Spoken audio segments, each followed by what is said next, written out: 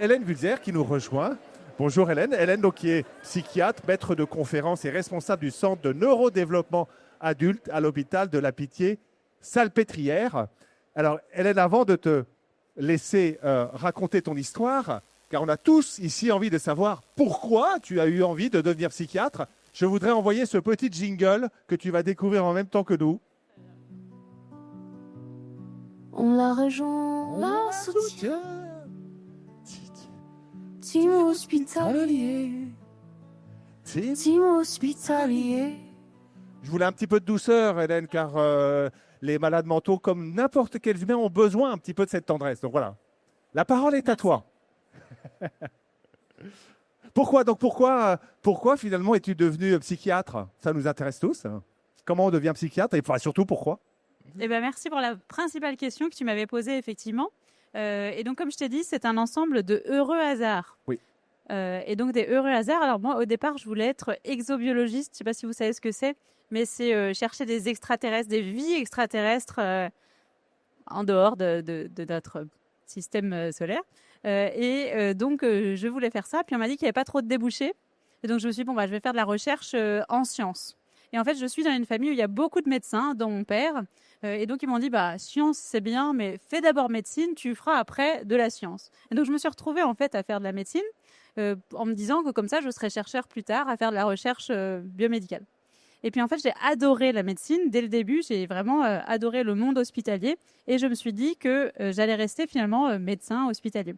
Et j'ai beaucoup aimé surtout la réanimation. Et j'ai fait tous les stages que j'ai pu en réanimation, tous les stages optionnels. Donc j'ai fait ça, j'avais complètement oublié mon histoire de recherche et jusqu'au jour où j'ai dû choisir ma spécialité à la fin de la 6e année. Et là, c'était encore un hasard un peu total puisqu'en fait, juste, j'ai pas eu au concours la réanimation que je voulais dans ma ville. Et donc, ça la vraie histoire. C'est ça la vraie histoire.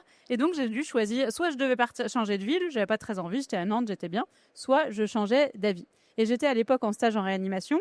Et en fait, c'était très protocolaire, beaucoup de protocoles. Et je me disais, le seul qui finalement, je ne sais pas à l'avance ce qu'il va faire comme protocole, c'est lui qui va le décider, c'est le psychiatre qui vient en réanimation. Donc du coup, ça m'a donné l'idée de faire de la psychiatrie. Donc j'ai fait de la psychiatrie et finalement, en fait, ça ne m'a pas complètement plu. Et un jour où je revenais, c'était un jour de 31 décembre, j'avais oublié quelque chose aux urgences, où j'étais de garde la journée. Et j'avais en plus un réveillon chez moi, donc je me dépêchais un peu, mais je tombe sur un collègue qui me dit... toi qui aimes la recherche, qui avait l'idée de faire de la recherche, est-ce que tu n'irais pas à Paris? Moi, j'étais dans un labo de recherche à Paris faire de la recherche en neurosciences. Donc, je me suis dit, banco, je vais faire de la recherche en neurosciences. Je suis partie en recherche en neurosciences. Je me suis dit, je vais abandonner l'hôpital. Finalement, ça ne me plaît pas. Je vais faire de la recherche sur le cerveau. Ça sera génial. Donc, j'ai fait ça. Et puis, quand même, l'hôpital me manquait. Et là, je suis tombée sur un collègue qui faisait à la fois de la recherche et qui faisait finalement de la médecine aussi et qui, lui, m'a proposé un poste de ce qu'on appelle psychiatre de liaison. Donc, c'est le psychiatre qui intervient dans les services de médecine, chirurgie et de réanimation. Et je me suis retrouvée psychiatre en réanimation. Donc, du coup, j'étais assez contente parce que ça me permettait de tout faire. Et parallèlement, je continuais la recherche en neurosciences. Et puis après, j'ai dû venir à la Pitié pour continuer à faire ce travail donc, de psychiatrie de liaison. Et au moment où je suis arrivée, on m'a dit... Finalement, le médecin qui s'occupe de l'autisme est parti. On a vraiment plus besoin d'un médecin pour l'autisme que d'un médecin en médecine, chirurgie, réanimation. Et donc, on m'a demandé de prendre le poste. Alors, sur le coup, j'ai dit, j'y connais rien. Et puis, finalement, maintenant, je me retrouve à la tête d'une équipe dans laquelle on fait de l'autisme et ce qu'on appelle des troubles du neurodéveloppement. Et donc, je fais de la psychiatrie et à côté, à mi-temps, je fais encore donc, de la recherche et de l'enseignement sur le neurosciences. Donc, j'ai pu combiner les deux en étant à l'hôpital. Donc, merci à l'hôpital public. Oui, donc ça, c'est une photo de ton équipe. Hein. Tu disais qu'il y a une approche pluridisciplinaire que tu développes. Donc là, on voit tous les membres de la team. Exactement. Donc ça, c'est l'équipe. Alors au départ, on était 3 quand je suis arrivée, puis maintenant on est 17. Et donc c'est une grosse équipe. On s'occupe des troubles du neurodéveloppement. Donc je ne sais pas si vous savez ce que c'est, mais c'est donc l'autisme, tout ce qui est TDAH, troubles déficit de l'attention avec ou sans hyperactivité, ce qu'on appelle les troubles spécifiques du langage et des apprentissages, donc les troubles 10. Et puis les personnes qui ont un trouble du développement intellectuel. Donc on s'occupe de ces gens-là, nous on s'occupe des adultes et on est une équipe très pluridisciplinaire puisqu'on a du coup des médecins, des psychologues, on a un cadre, on a du coup des secrétaires et puis on a aussi une éducatrice spécialisée, une psychomotricienne, une orthophoniste et chose assez rare, on a une médiatrice de santé père. Donc c'est une jeune femme avec qui on travaille qui est elle-même autiste et qui est engagée par l'hôpital. Elle est payée comme nous, elle travaille dans l'équipe pour pouvoir faire le lien entre l'équipe et les patients et ça nous aide énormément. Donc ça, c'est ta team hospitalière et ce que tu m'expliquais, c'est que tu as une team encore plus large qui est la médecine de ville et que tu travaillais de plus en plus avec la médecine de ville et pour ça, tu avais des nouveaux outils aussi pour travailler avec la médecine de ville, ce qui me fait ma petite transition avec ce slide où on montre un peu les nouveaux outils de partage dont tu bénéficies. Voilà, comme l'a dit Jean-François, c'est pareil pour la psychiatrie, donc pour le neurodéveloppement qui est une partie de la psychiatrie. En fait, le neurodéveloppement, les troubles du neurodéveloppement, c'est 1 personne sur 6, donc c'est énorme. Voilà, 1 personne sur 6 dans la population a un trouble du neurodéveloppement, mais par contre, ça fait que quelques années qu'on connaît ça. Et donc, comme les médecins et les soignants en général, et puis aussi les psychologues connaissent assez mal ces troubles-là, en fait, on est obligé de les aider à se former à tout ce qui va être du diagnostic, mais aussi de l'accompagnement. Souvent, ils ne savent pas très bien comment accompagner ces troubles et comment les repérer. Donc, en fait, on fait beaucoup, grâce à la PHP, on fait beaucoup de formations.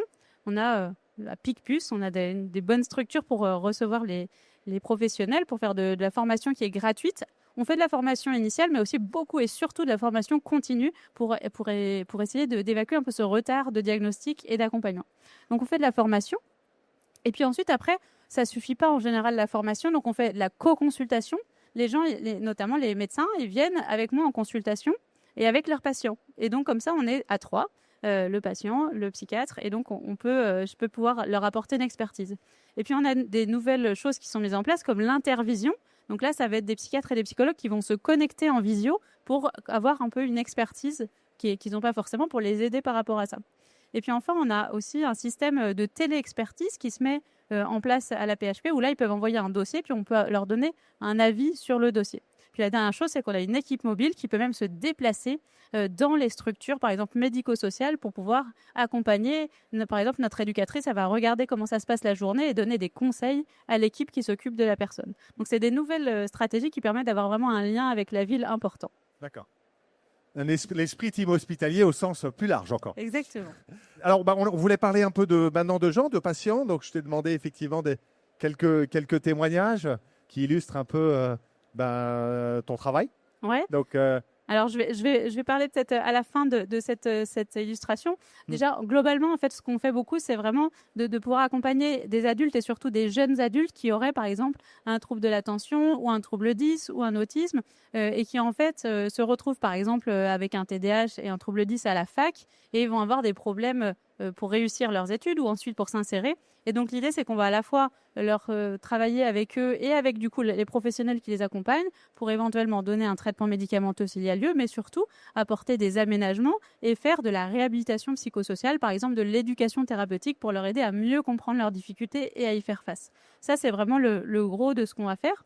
Et puis, dans certaines situations, et là, je voulais finir par la situation de Sébastien, qui est un des jeunes hommes que j'ai accompagné, qui m'a donné son autorisation pour que je raconte sa situation. C'est un jeune, en fait, qui avait 2 ans d'avance. Maintenant, quand je le vois, je l'ai vu il y a déjà quelques années, maintenant en 2020, il avait 29 ans, mais il avait eu son bac à 16 ans. Il avait eu son bac, il avait fait une prépa, il n'avait pas réussi à prépa, il avait essayé médecine, il n'avait pas réussi, etc. Et ensuite, il avait été hospitalisé en psychiatrie vers l'âge de 18-19 ans. Et en fait, moi, je le vois à 29 ans. Et là, au moment où je le vois, il s'apprêtait à partir dans un foyer en Belgique pour personnes avec un trouble du développement intellectuel. Et en fait, j'étais très choquée de cette situation, puisqu'en fait, je savais que finalement, c'est quelqu'un qui avait même des grandes capacités. Et donc, c'était un peu dommage. Et en fait, c'est quelqu'un que j'ai vu avec ses parents. Et le pauvre, il avait une dizaine de psychotropes, donc de médicaments qui agissent sur le cerveau différents. Et il était complètement endormi, complètement sédaté.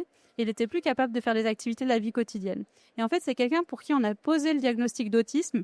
Il avait un autisme qui n'avait jamais été diagnostiqué depuis toute sa vie, donc avec des grandes capacités, mais aussi avec des particularités. Et en fait, donc Sébastien, on a pu lui trouver, voilà, donc Sébastien. C'est lui, voilà, il est là, Sébastien, il est ici. Qui est là et qui a été d'accord pour qu'on montre sa photo. Donc, on a pu lui trouver un endroit qui est exceptionnel, c'est les Maisons de Vincent. Et donc, c'est Hélène Médic qui est actrice, réalisatrice et qui a mis en place ces Maisons de Vincent pour accueillir des personnes autistes et les faire travailler. Et donc maintenant, Sébastien, il va beaucoup mieux. Il a juste un médicament pour le moral parce qu'il a une dépression de fait, en plus de son autisme, et puis un médicament pour la mélatonine pour l'aider à s'endormir, mais juste de la mélatonine et pas des choses sédatives. Et donc, du coup, il a juste 2 médicaments.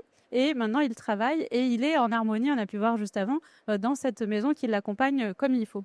Donc voilà, pour conclure, en fait, on accompagne du coup de fait, grâce à la team hospitalière, à la fois beaucoup de monde pour qui on va aider un petit peu, et puis pour certains, on va pouvoir aider beaucoup. Et on est content quand il y a des situations comme ça un petit peu difficiles qu'on va pouvoir aider de façon plus importante.